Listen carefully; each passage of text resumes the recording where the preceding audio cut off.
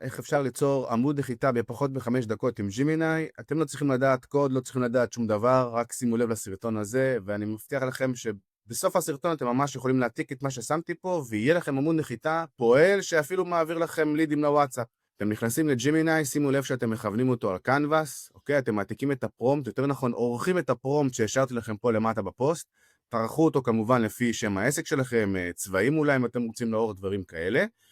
שימו לב שכמו שאמרתי שאתם נמצאים במצב קנבאס בג'ימיני, אחרי שתעתיקו את הפרומפט, הוא כמובן התחיל לחולל, לקודד, יעשה את הנפלאות שלו, והנה יש לכם עמוד נחיתה בצבעים שלכם, שהוא עוד לא באוויר, אבל תראו איזה יופי של עמוד, דברים ממש מגניבים, גם שאלות ותשובות, כמובן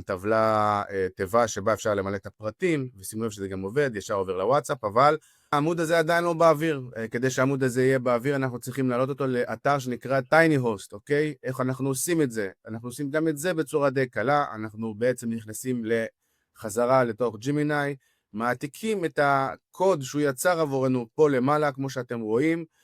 לוקחים את הקוד הזה, מעתיקים אותו לנוטפד, שגם את זה אתם לא תצטרכו לזכור, יש לכל אחד אצלנו במחשב נוטפד, אוקיי? אני אשאיר לכם פה למטה איפה זה נמצא גם אצלכם במחשב, מעתיקים את הקוד לנוטפד, שומרים אותו בסיומת, ששוב, לא צריכים לזכור, יש לכם את הסיומת למטה. אחרי ששמרתם את הקובץ, אתם פשוט נכנסים לאתר TinyHost, ממלאים את הפרטים, יכולים להתחבר דרך הגוגל שלכם, ובשנייה אחת אתם פשוט גוררים או בדרג אנד דרופ, או מעלים את הקובץ שלכם לתוך האתר TinyHost, ומשם האתר שלכם כבר באוויר, יכולים לקחת את הקישור הזה, לשתף אותו, להעביר אותו למי שאתם רוצים, ויש לכם עמוד נחיתה בפחות מ5 דקות, שגם מזרים לכם לידים ישירות לוואטסאפ, כל זה היה באמצעות ג'ימיני. אז הנה אופציה לעבודה חכמה, יעילה, שלא צריך לדעת בקוד יותר מדי, להיות יעילים, לא צריך להיות מתכנתים או whatever,